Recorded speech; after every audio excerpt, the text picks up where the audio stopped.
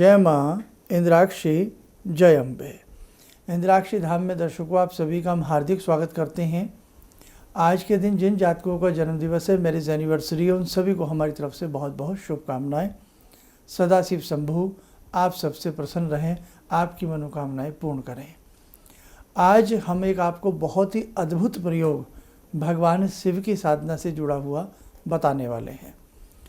और ये एक ऐसा प्रयोग है, आप किसी भी समस्या के समाधान के लिए, चाहे भगवान शिव की प्रसन्नता के लिए, भगवान शिव के दर्शन पाने के लिए, दर्शन किसी भी रूप में भगवान शिव के हो सकते हैं, स्वप्न में हो सकते हैं, किसी भी रूप में भगवान शिव अपने दर्शन आपको दे सकते हैं। ये बहुत ही अमोघ और अद्भुत प्रयोग है, लेकिन इसके लिए हमें एक ऐसी खास जगह की आवश्यकता होती है जहाँ ये प्रयोग, ये अनुष्ठान किया जाता है। क्या है वो अनुष्ठान, कैसे किया जाता है, और बहुत सरल है, उसको हम बताएंगे पंचांग पढ़ने के बाद। पहले आज का पंचांग 19 जुलाई सन 2022, दिन मंगलवार, श्रावण मास, कृष्ण पक्ष, संवत 2079, तिथि षष्ठी और सप्तमी, नक्षत्र उत्तरा भाद्रपद, राहु काल 3 से 4:30, दिशा शूल उत्तर दिशा।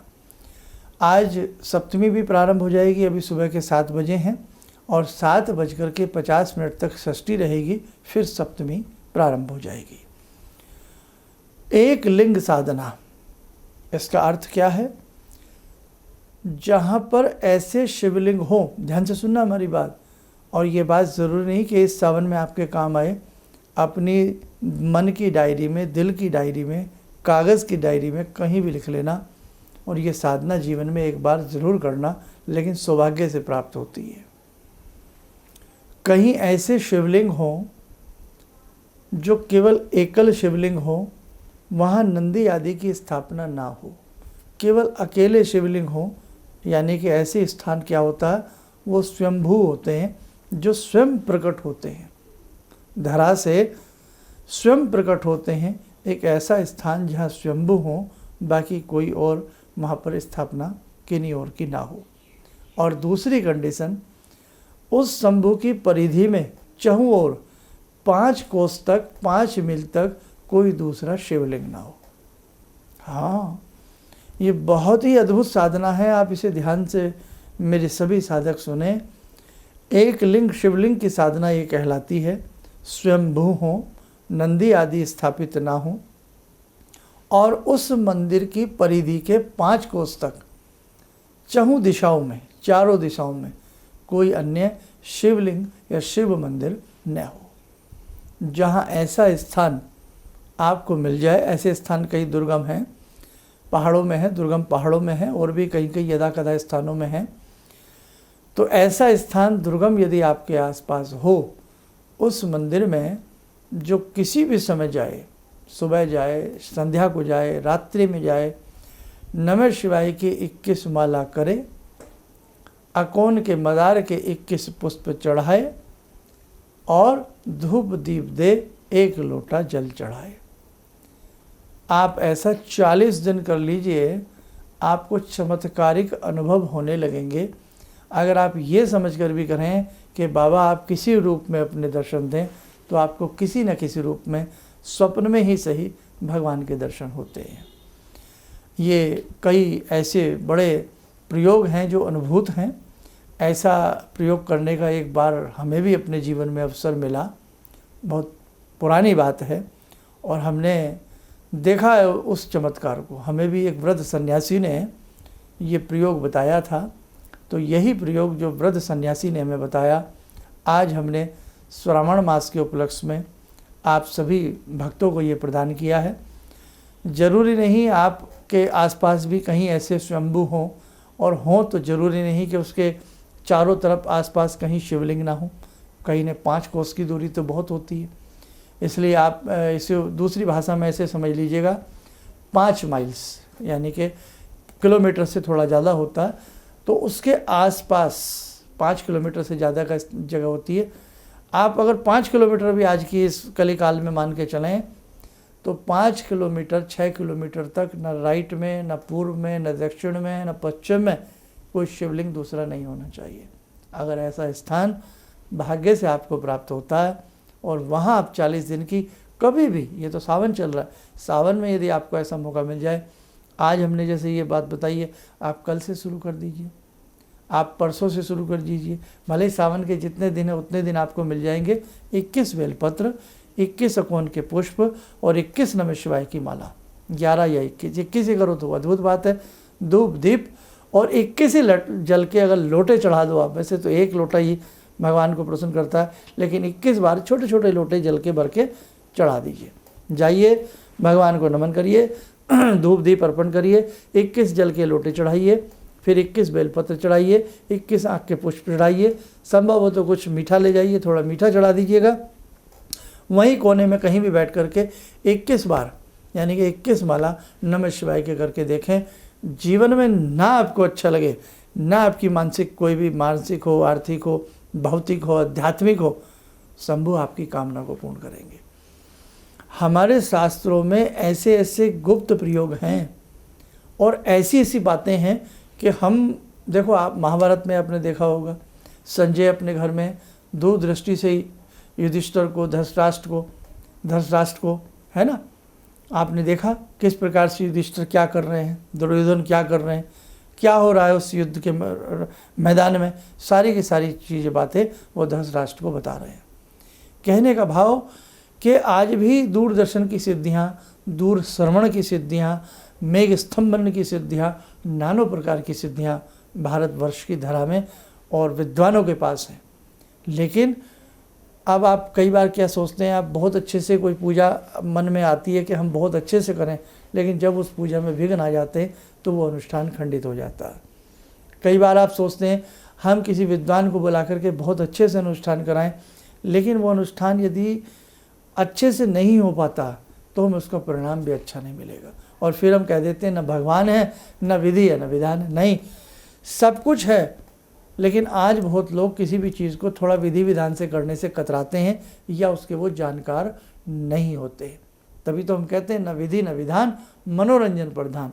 हर चीज़ में व्यक्ति को मनोरंजन चाहिए, बस उसका मन लगना चाहिए, तो उसके लिए सब ठीक है।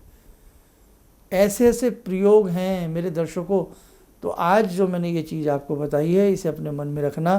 कभी ऐसा स्थान ज़िंदगी में आपको प्राप्त हो, तो यहाँ तक भी कह रहा हूँ, आपका मन है कि आप ऐसे स्थान पे 10 दिन रहेंगे और आप 10 दिन के बाद वापस आ जाएंगे, तो आप 10 दिन ही इस प्रयोग को करें।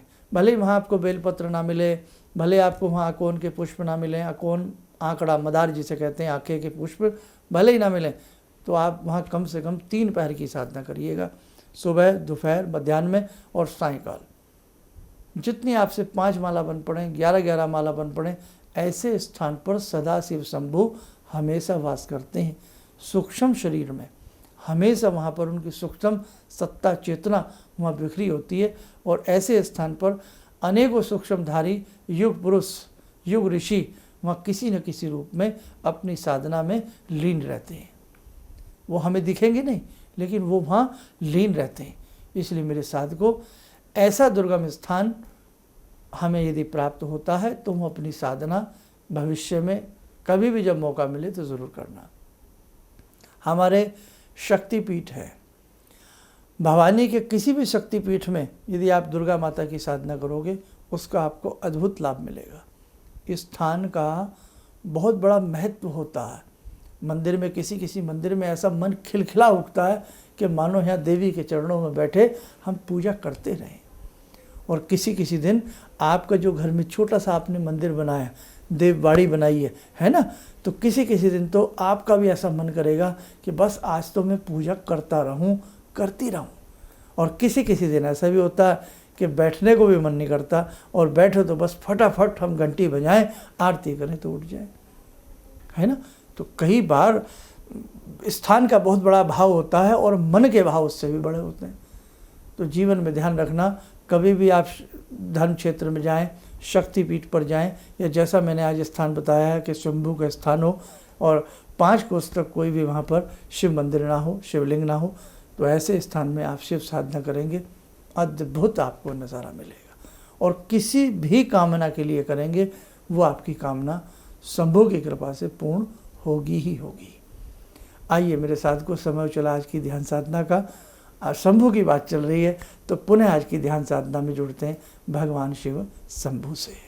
ओम आत्मा त्वं गिरिजामति सहचरा प्राणा शरीरं गृहं पूजा ते विषयोपभोग रचना निद्रा समाधिस्थिते संचारा पदयो प्रदक्षिण विदेः श्रोत्राणि सर्वागिरो यद्यात् कर्म करोमि तद्दखिलं शम्भोस्तवाराधनम् चन्द्रोद्भासितशेखरे स्मर हरे गंगाधरे शंकरे सर्पे भूषितकण्ठकर्णविवरे नेत्रोत्तवे स्वानरे दन्ते त्वकृतसुन्दरां वरदरे त्रैलोक्यसारे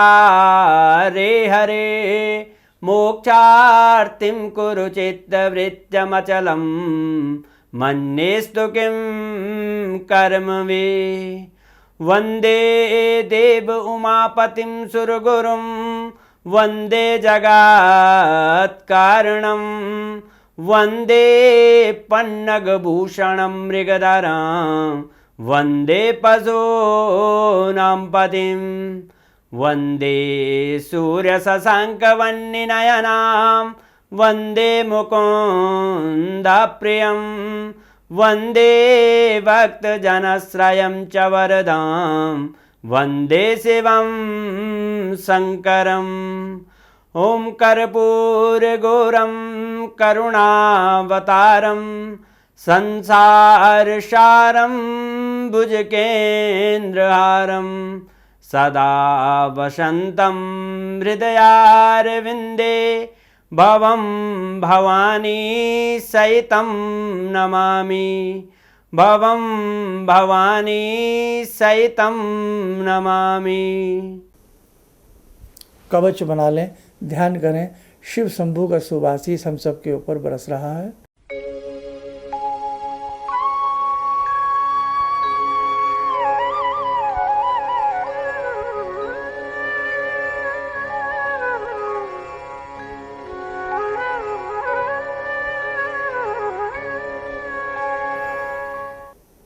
ओम बोलते हुए नेत्र खोलें, सामान्य हो जाए। देखो साधकों, जिन जिन साधकों के रुद्राक्ष हैं या वैदिक जन्म पत्रिकाएँ हैं, हम शीघ्र से शीघ्र भेजने का प्रयास कर रहे हैं। और एक बहुत बड़ी खुशखबरी, आप ध्यान रखना, 8 अगस्त को सावन का आखिरी सोमवार है। क्या क्या सामान आपको अपने घर में लेकर के बैठना है। सुबह 10 साढ़े 10 बजे के आसपास से 1:30-2 बजे तक ये आयोजन रहेगा। लाइव कार्यक्रम यूट्यूब पर हमारे प्रोफेसर धर्मेंद्र शर्मा वाले मुख्य चैनल पर देखना और हमारे साथ पूजा करना।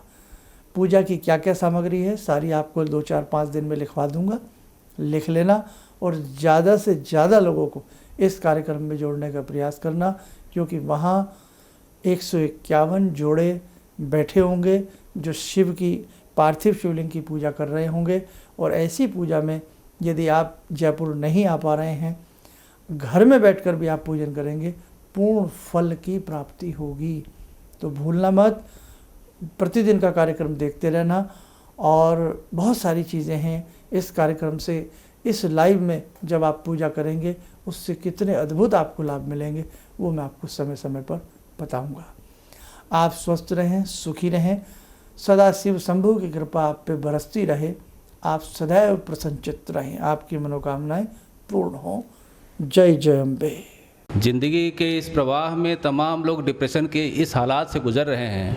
सफलता असफलता अपनी जगह की बात है, लेकिन पता नहीं कितने सारे लोगों को इन्होंने डिप्रेशन से उबारा है, नया मोटिवेशन दिया है काम का।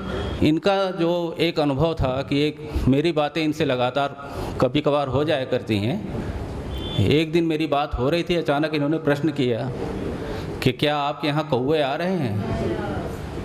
मैं बहुत तेज चौंका। करीब 4-5 दिनों से कौवों का झुंड मेरे घर पे मंडरा रहा था। मैं यही सोचने परेशान था, ये शुभ है अशुभ है, क्या चीज़ है। तो मैंने प्रश्न किया कि क्या मैंने आपको बताया कि मेरे घर में कौवे आ रहे हैं? कहने नहीं, मुझको दिखाई पड़ रहा है। तो कुछ तो अलौकिक है इनमें। दूसरा क्या, जो इनका उद्देश्य है, जब महाकुंभ में आए थे, मेरी इनसे वार्ता हुई, तो मैंने इनका उद्देश्य जानना चाहा कि किस उद्देश्य के लिए आप काम कर रहे हैं। तो जो उद्देश्य उन्होंने मुझको बताया, मैं मन से इनके उद्देश्य के साथ जुड़ गया। इनके साथ तो जुड़ा था ही, अब इनके उद्देश्य के साथ भी हूँ मैं।